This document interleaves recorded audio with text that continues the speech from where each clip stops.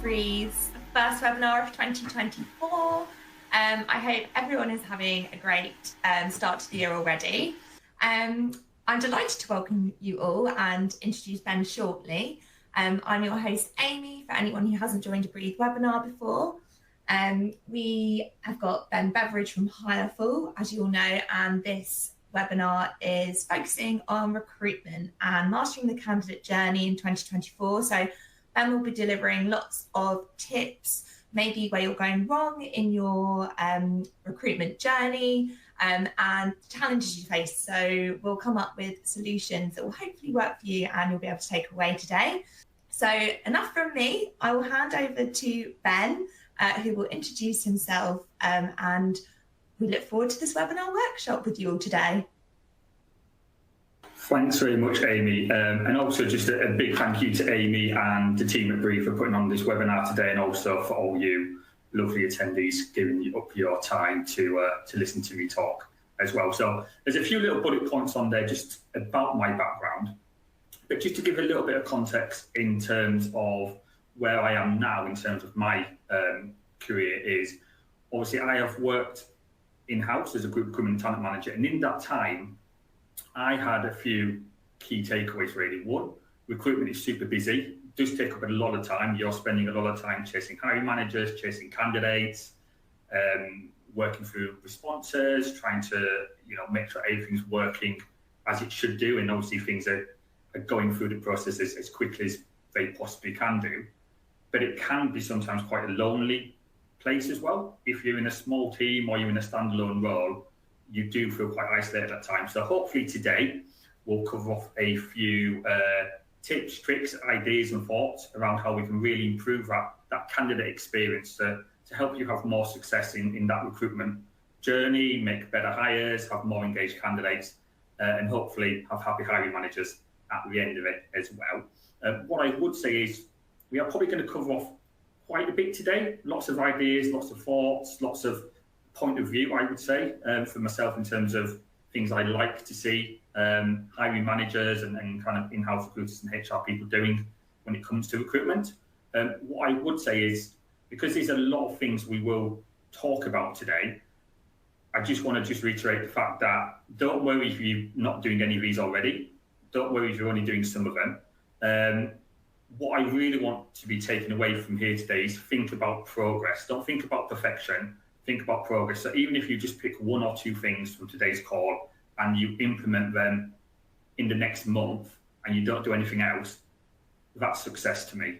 That's progress. And then you pick another couple of things and you work on them as well. So just wanted to point out, because I didn't want you to see what I'm going to cover today and think, wow, that's a lot of stuff I've got to go away and try and do. You don't have to do it. Just pick a couple of things that resonate with you and work on them yourselves as well. I also work obviously for Hireful. We are an ATS tech company. We work very much in partnership with Breathe HR as well. So hence why we've managed to put on this webinar together. So reach out to Breathe if you've got questions. Reach out to me at Hireful if you've got questions, and hopefully we'll work as a big eco-friendly family together to get success in the world of recruitment.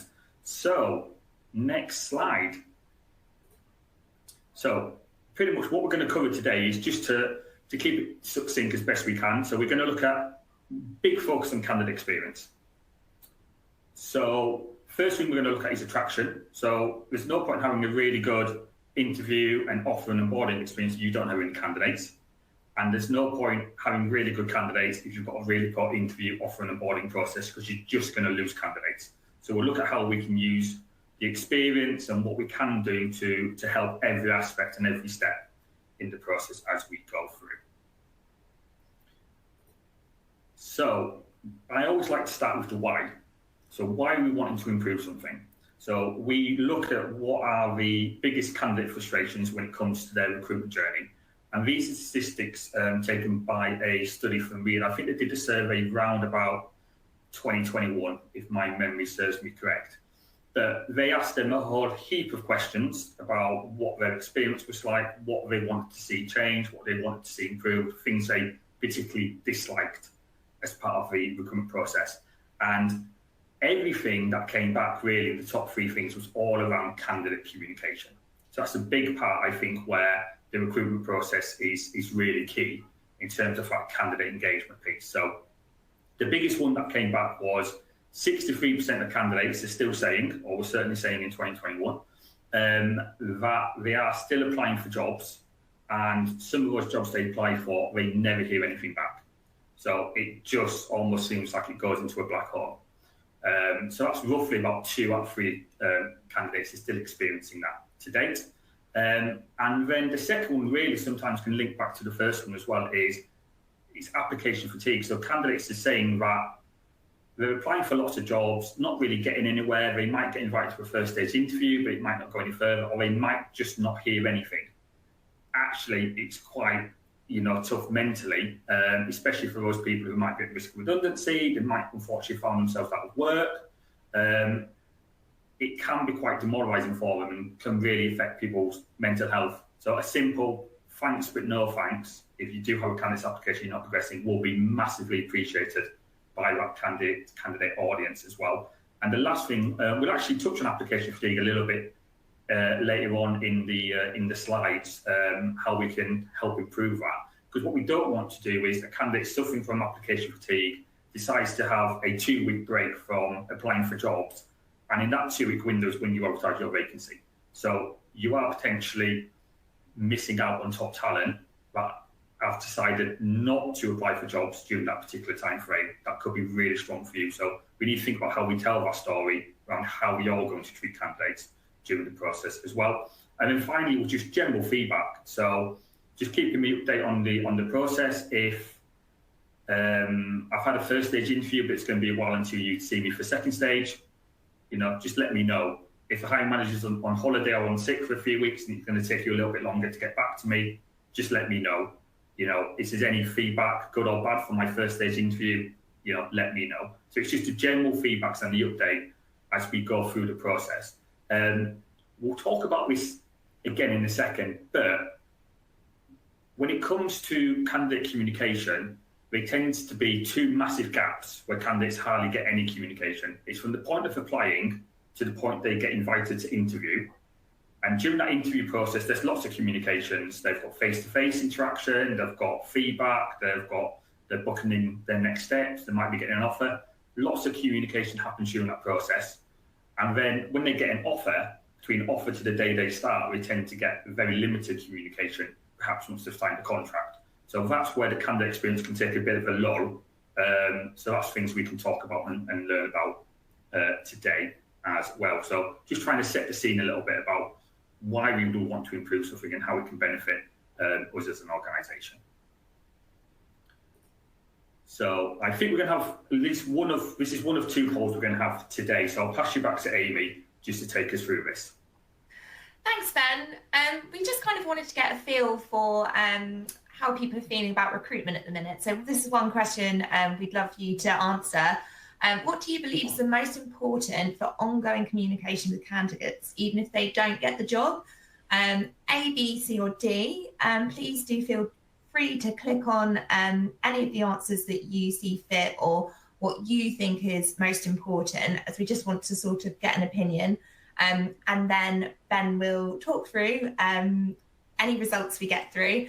I can see people have started submitting, so please do choose your answers. Always exciting to see what people choose or like what the focus is. I'm sure Ben will be thrilled to see what the results are. We'll try and wait for a few more people to answer. Looks good. Numbers are coming in. Thanks, everyone.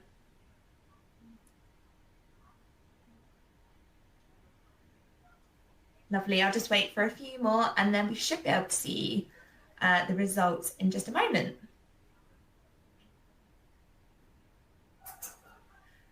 Cool. Lovely. All right. Thank you very much, everyone who has submitted an answer. Okay, so quite a big one there for us to see, 66.7% on the first one, Ben. Yeah, so I'm just going to make a note of that because I want to reference it later on in the webinar we do. So Perfect. providing constructive feedback on interview performance is a big one. Now, bit of a trick question, this one, because I believe all of them are important as well. But what I would call out with this one is 66.7% have decided that providing constructive feedback on interview performance is the most important thing. But what about those candidates who don't make it to interview? What do we do with them? And also a key element of the candidate experience is trying to get candidates to that interview stage. So we almost want to front load the experience and communication prior to interview, as well as providing that really good constructive interview performance feedback as well. Now, I'm not saying it's not important, don't do it. It 100% is important to get that constructive feedback, but it's only important if we've got good candidates. So we've got to think about how we can convert a candidate from a job seeker to an applicant, from an applicant to an interview candidate, and an interview candidate to a job offer. You know, we can't just focus on that last step, and that's sometimes where we provide good feedback and good updates. But is there anything we can do beforehand as well? And we will talk about this as we go through. I actually like the fact that we got 24% in the maintaining a positive and supportive relationship. If we think about that throughout the entire journey, a byproduct of maintaining a positive and supportive relationship should be offering resources for professional development, keeping candidates informed of future opportunities, and providing constructive feedback on interview performance. So if we use that third one, that 24% almost as our motto, then everything else should be able to follow off for that. If we ask ourselves, is this action going to maintain a positive and supportive relationship for this candidate? Yes or no? If the answer is yes, we do it. If it's no, then maybe we save that admin task for later when we have a bit more time for it as well. So that's the way we can kind of assess that as well. So let's move on to the next slide and just see how we can all perhaps do this. So how we can do all those questions from the poll, but also how can we almost counteract all those candidates' frustrations and almost turn those into positives as well. So as a minimum, with all the technology we have at our fingertips today, and I'm not just talking about a great HR system like Breathe or a great recruitment system like Hireful, we have Microsoft Teams, we have email, we have Excel, you know, we have WhatsApp, you know, we've got LinkedIn. There's plenty of tools out there that will allow us to manage that candidate experience and candidate communication. Now, having the right tech that's designed specifically for candidate communication and candidate attraction will make it a lot easier. But I do believe that isn't a real reason why we can't deliver a lot of these things that we've highlighted already. The number one thing that I've mentioned beforehand is it's important to get candidates into the funnel as well. So you also got to think about the application process. What you're asking candidates to do up front, is it making as the candidate, is it making the candidate's life easier or harder, or is it there to make your life easier and harder? One of the things I do see in application journeys are some employers are front-loading the application form with additional information that they necessarily don't need at this moment in time. And that might be asking for 2 references. It might be asking for national insurance numbers. It might be asking for detailed covering letters or uploading of a covering letter. Ask yourself, is this really, really important to us, and how are we going to use the information to convert a candidate from an applicant to an interviewer? Because we don't want to necessarily block any candidates from coming into that top end of the funnel. Now, we don't want to let everybody through and make it too hard to manage, but we also have to take a little bit of consideration of what we're asking candidates to do. At the moment, there's no guarantee that candidate's going to get an interview. So why would they be overcommitted to providing a lengthy application form? And also we have to keep in also considerate what candidates' general experiences from applying for jobs. Obviously, we highlighted their top 3 frustrations, with the main one, not receiving any feedback. 63% of candidates still say that. So a candidate's less or more motivated to provide lots of information up front if they're not going to hear anything back. Am I wasting my time making an effort if the employer isn't going to make the effort to communicate back to me as well? So that's something to consider as well. What you're asking for, how you're asking for it, and why is it important? If the answer to that is yes, then include it. If it's no, I'm not going to help you convert a candidate from an applicant to an interviewer, then perhaps think about asking for that at a later stage, maybe at the interview stage, maybe at the offer stage as well, when we talk about onboarding later on as well. Close the loop. So I'm a big advocate for closing the loop on every candidate. So every candidate should reach an end status. Is it rejected after application? Is it rejected after interview? Is it an offer? Making sure you close that through as well. And this, which is why we put them in bold, if you can do these two things well, it can alleviate a lot of those candidate frustrations.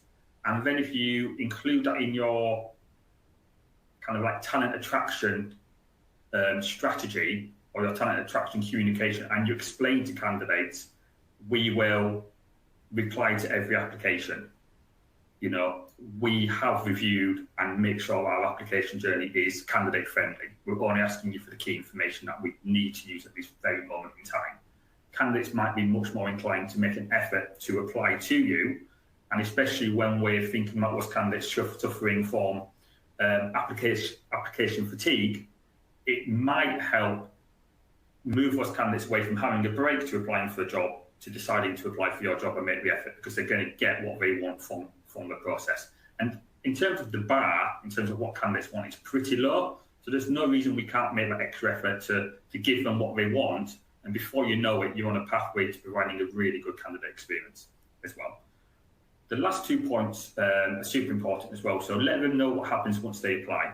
I think that's really key. So once they apply, are you going to be able to feed back to them in 10 days, in 2 weeks? Are we going to hear back from you after the closing date? If you run a closing date, do you have an idea roughly when a first stage interview might take place?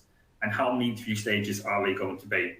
First stage interview might be a telephone interview. Second stage could be a Teams interview. Third stage might be coming on site to meet us in person. So highlight those stats so they know what's going on. If candidates understand what your process is, then you also got to remember that they might be in other recruitment processes already. So they might be able to then come back to you and say, oh, I'm already at a second stage interview. Is there any way we can fast track the process, because I don't want to miss out on this opportunity? You might not want to miss out on that candidate. So it just helps give candidates a little bit more extra information, keeps them informed.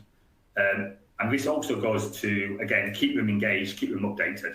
As I've mentioned before, if you can't get back to the application in a reasonable amount of time, to me, that probably is, no longer than 2 weeks after they've applied. Get in touch and let them know.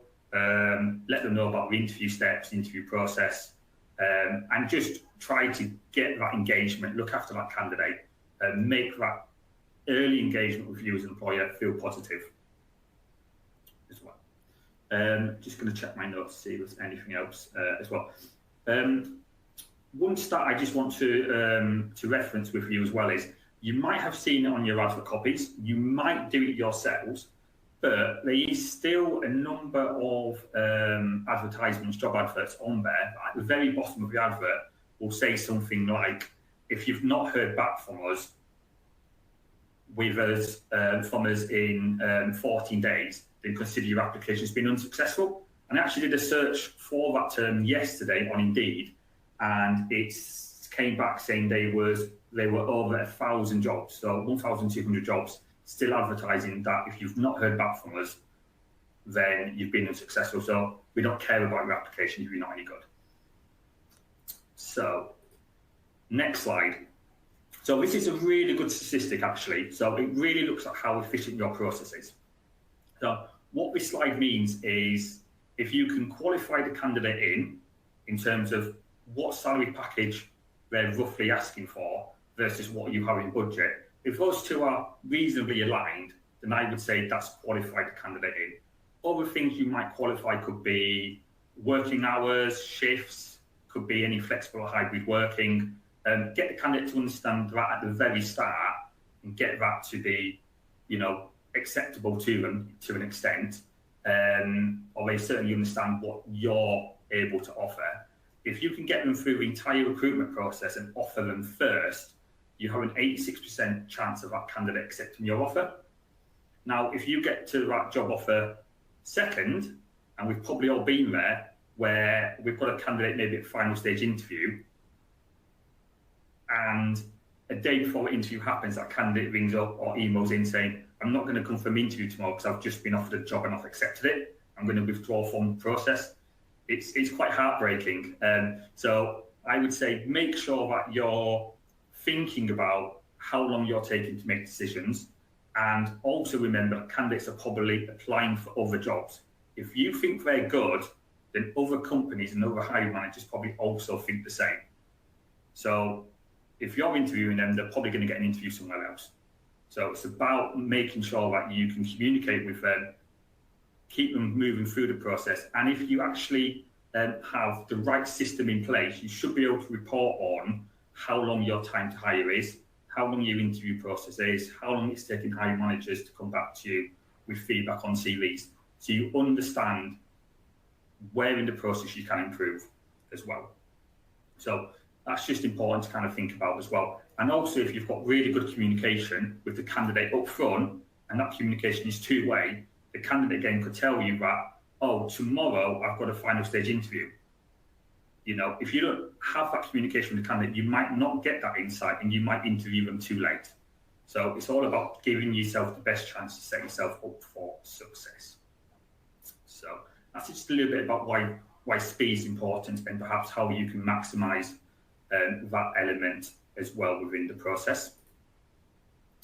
And a very key thing in the candidate experience is your hiring managers. So candidates aren't coming to work for you unless you've got a HR role or a role in your recruitment team. Predominantly, they're going to go and work for a different manager. So it's important that they have a good rapport, a good experience, and a good first impression of who that line manager is going to be. And there's a few ways that hiring managers can be really critical in the candidate experience process. One, feedback. So feedback is really, really important. Two, speed. So making sure they're moving candidates through the process efficiently. And also, probably having hiring managers, they have a realistic expectation of the market. So I always think it's important to bring the hiring managers in early in the recruitment process, use data and insights. So you might look at what's worked well in the past, what hasn't worked well in the past. Look at external market insights. So if you're looking for an accountant in Manchester, how many accountant roles are currently advertised in Manchester right now? I tend to use Indeed. I also might go onto LinkedIn and see how many accountants live in Manchester. So you understand your talent pool, you understand the competition, and you understand what's worked well for that company in the past or not worked well in the past. You know, what went wrong, what can we improve, what can we do better? So always use the data to look forward and look backwards, and use that to influence how you're going to set up the process going forward.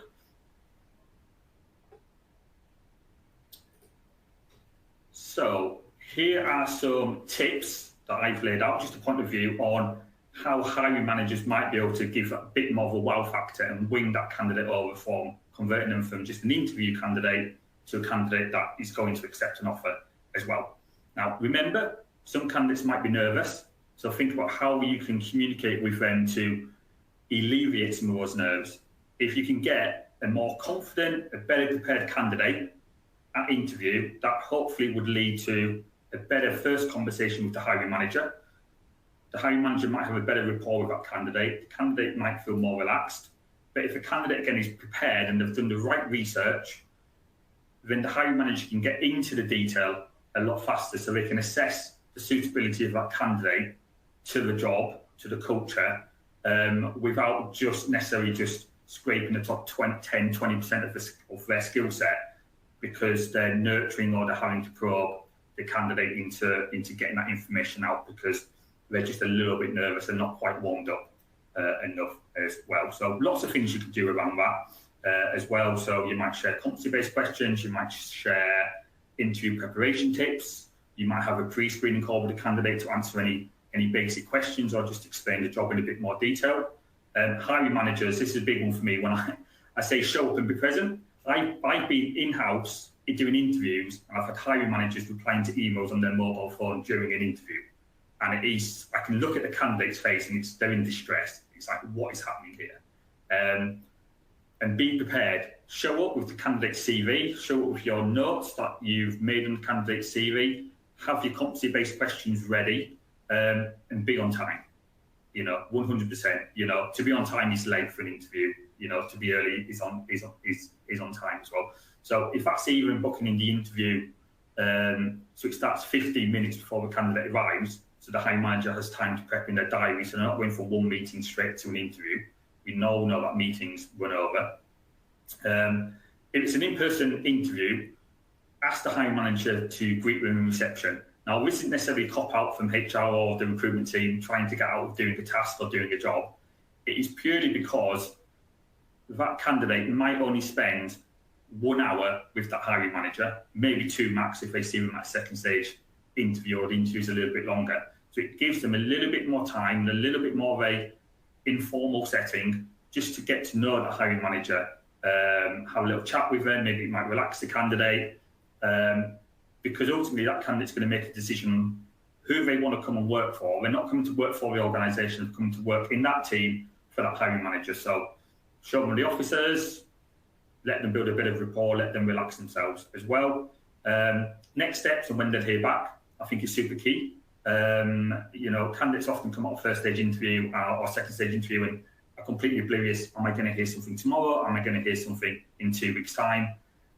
What candidates think in their mind might be very different to what's happening internally. Candidates might believe they've not performed particularly well, they've not got the job, and they have been unsuccessful. So when you call them up asking them to come to a second stage interview or making them a job offer, the candidates perhaps all in a negative space. So you want them to be excited, you want them to be engaged as well. And again, keep in touch with the candidates as well. So if you think a candidate's good, it's not just about, telling them they're good once they get a job offer, but maybe go the extra mile, reach out to them, here's some extra information, thank them for coming in for an interview. Again, think about the touch points you can to give them that wow experience. Let them come back to you with any questions they might not have had chance to ask in the interview. And again, helps them might prepare for the next stage as well. And then offers. I'm a big fan of, if I'm an in-house recruiter or in-house HR professional, I make the candidate the offer, they accept it. I love it when the hiring manager then reaches out to the candidate to personally congratulate them. And again, we'll touch on it slightly in a few more slides, but when we talk about onboarding, that's a really good time for the hiring manager to start that engagement with the candidate to talk about the onboarding process and make that wow experience. And data and surveys, again, everything I talk about a lot is around data and surveys. So how do you know your interview experience is good? How do you know your candidate experience is good? You have to survey the candidates, even the ones you reject. Probably more importantly, the ones you reject will give you more honest feedback. So reach out to those candidates, ask for anonymized feedback from them, and that will help you understand if you're doing something good, keep doing it, make sure it's consistent. If they're having a negative experience, think about how you can improve it as well. So that's that slide there. And I think this is our next poll. Thanks, Ben. As Ben mentioned, we have got another slide on the onboarding process.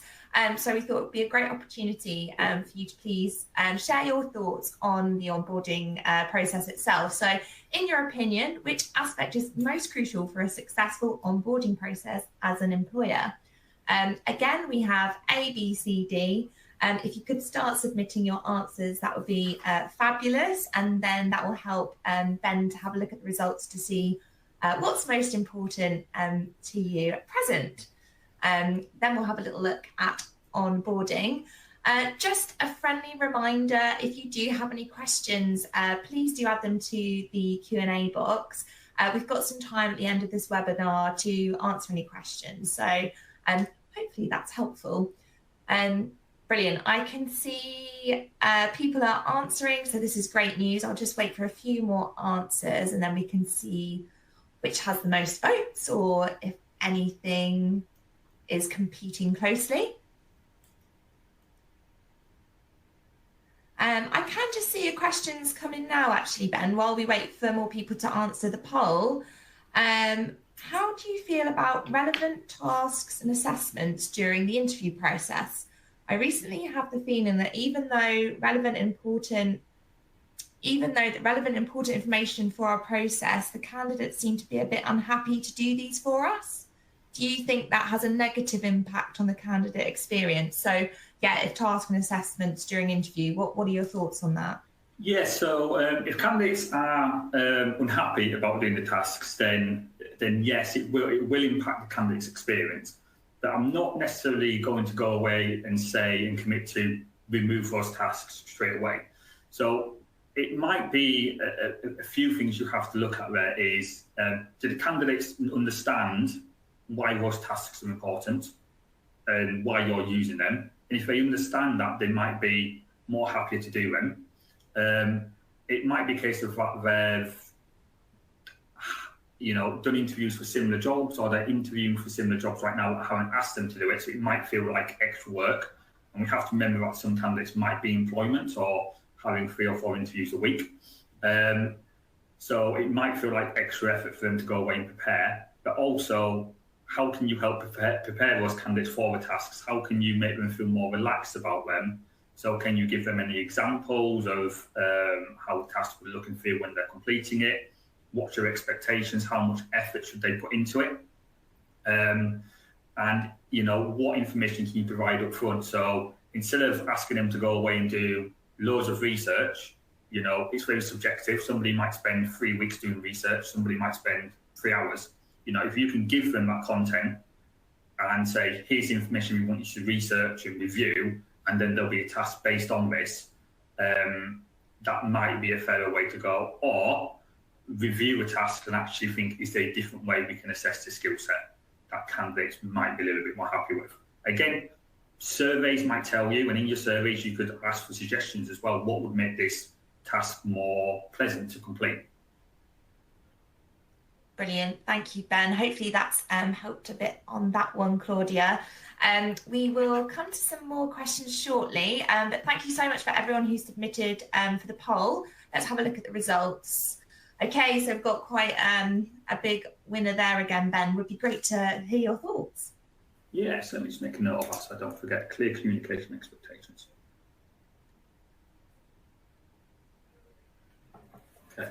Yeah, certainly. I do like the fact that we've gone for the clear communication expectations one. I would say again, they're all important, but I would say certainly the top 2. I would say is where you want to initially, until a candidate walks in the door, is where you want to focus on. Because as I've mentioned earlier, that one of the biggest communication lows in the candidate lifespan is once they've signed that contract, they might have a 1-month notice period, it could be 3 months, it could be 6 weeks. Once that contract's signed, they might not hear anything again until a week, maybe 2 or 3 days before they start. So during that time, candidates, kind of got some kind of self thoughts going on in their head. It was really exciting beforehand, but I've not heard anything since. Is it still exciting to work with? I've not heard anything from my hiring manager. Do they know I'm even starting?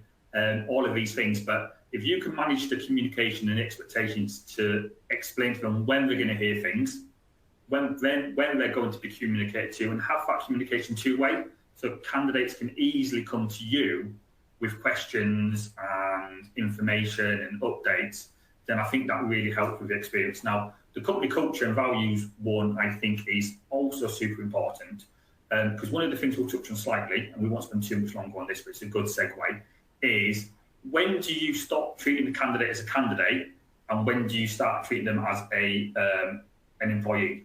Now, employees will be fully embedded into your culture and values and love that. Is it better to induct somebody and tell them what your culture and values is on day one, or is it best for them to start adapting and understanding your culture and values, maybe even during the interview process as well? So don't tell, show them that you're inclusive, show them that you're warm, you're welcome, you're friendly, you're supportive. Think about how you can do that during the interview process, the onboarding process as well, because it'll really help that candidate engagement and keep them excited. Okay. Brilliant, thank you, Ben. Right, next slide. I know I've done a lot of talking. We're nearly at the end, I promise you, and then we'll open up to a good Q&A session. So, for me, the onboarding process is a super critical time. I like to break the onboarding process down into 3 stages, not to try to make it super complicated. It's actually to try to simplify it, because then you can assign simple tasks and actions into each of those stages, and you can decide when a candidate moves from pre-boarding to onboarding to post-boarding as well. So pre-boarding for me would be something along the lines of you make the offer verbally, it gets accepted, you get the contract out, you get the paperwork out, and then you maybe celebrate with some comments from the hiring manager, or maybe you give them that clear communication plan of when you're going to get in touch with them further. Onboarding for me is how you make sure that the candidate remains excited and you set them up for success, for their first day. So they're aware of what your culture and values is like, and then maybe they're adapting to those culture and values as well. Maybe they've had a little bit more time to meet some members of their new team. So I think certainly when you get to the onboarding stage, even though they haven't officially walked through the door on day one, start treating them like an employee.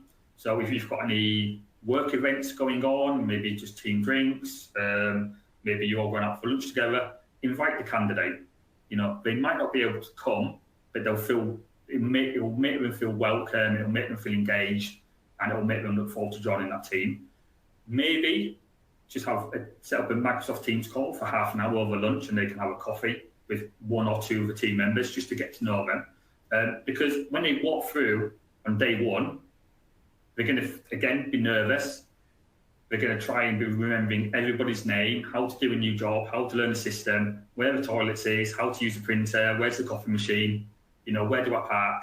There's going to be lots, it's sensory overload for them as well. So, think about how you can make them feel a little bit more welcome during that onboarding process, and also do something fun. So can you do a new starter survey where you ask the candidate what's their favourite chocolate bar or flavour of crisps, what's their favourite fizzy drink, and you could maybe, have, a can of Fanta and some salt and vinegar crisps on their desk when they walk in on day one. Or you could maybe send it out to them in the post when you send them maybe a laptop or maybe a welcome pack.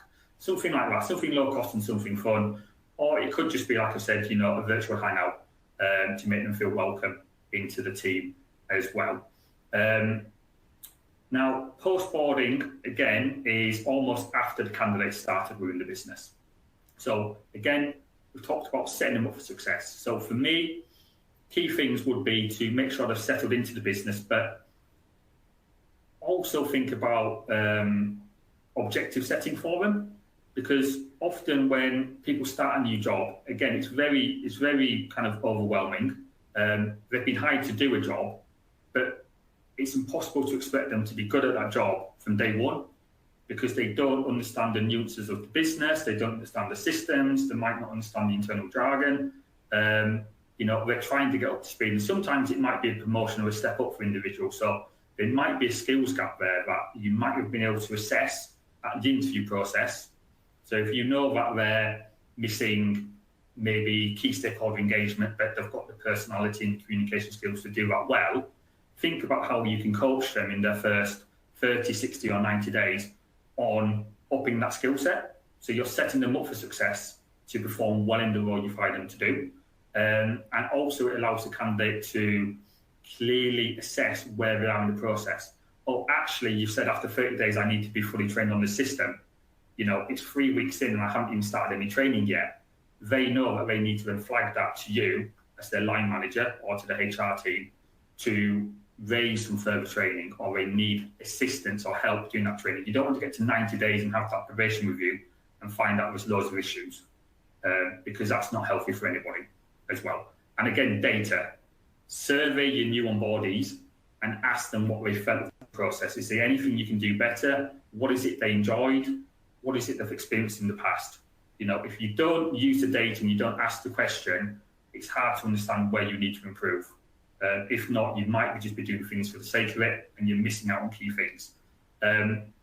Finally, we'll touch on imposter syndrome, something that I've had personal experience with as well. So when I went into my first group recruitment and in-house role, I was actually coming from running an agency into in-house, never worked in-house in the first time. And all of a sudden I had the entire business looking at me, expecting me to solve all the recruitment challenges for them. And I was there thinking, I've never worked in-house beforehand, I can do it, but is the expectation too great? Are people thinking I can do stuff from day one and I've got the enthusiasm and I think I've got the knowledge to do it? But I actually started having some self-doubt, and simple, stupid things for me was I didn't understand how to work the printer. So people were asking me, "Oh, can you print this off from the meeting in 15 minutes? I'm really busy." And I'm sat there not knowing how to work the printer, and I was terrified to ask somebody, "How do I work the printer?" And I wanted to get these slides done because I didn't feel like I was incompetent. So very, very simple things. Have a buddy. Show them how to use the printer. Where's the coffee machine? Do you do rounds of teas? Does everybody make their own tea? Where do you, what do you do for lunch on your first day? Do you have a canteen? Is there a cafe around the corner that everybody goes to? Do I need to bring a packed lunch? Think about, don't isolate individuals, but support them and bring them up with you as well through that process. Because it can take about 6 months to actually be really confident and competent within a role as well. And I think that's it. That's the end for me. But I'm here to answer any questions you do have. Cool. Thank you so much, Ben. I know we've only got a couple of minutes, but we do want to get to some of your questions as a couple of people have popped in. Lorraine asks, do you have any examples of candidate survey questions? Yes, we do actually. So 2 things we'll cover off here quickly. In our ATS, we do candidate surveys as standard. So if you contact me separately, I can share them with you. But also there's been a chat recently in our sub 1000 community around surveys, hiring manager surveys as well. So feel free to join the community and check out that thread. Amazing. Thank you, Ben. I can see someone has kindly asked, will the webinar be available? It will be available as a recording. We have got it on demand. So watch your inbox this afternoon. Hopefully it will be with you by then. Another question, I believe from Woolley. What about writing tasks in the interview process for non-English speaking candidates, brackets their first language? Would that be discrimination? I wouldn't. I'm not a discrimination expert. I'm not an ED&I lawyer by any stretch. I would say it's not discrimination, but it's not inclusive. So, but if that individual needs to do a lot of writing, send a lot of emails, then perhaps it's worth assessing. But remember, there's things like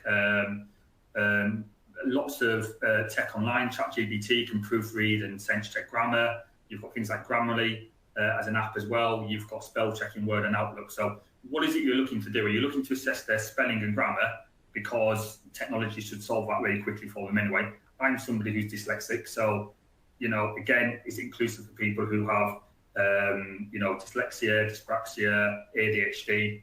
Would it be non-inclusive for them? What is it you're trying to assess from that skill set? Could it be done verbally instead? Could they record a video of themselves replying to an answer? Maybe. There could be additional options.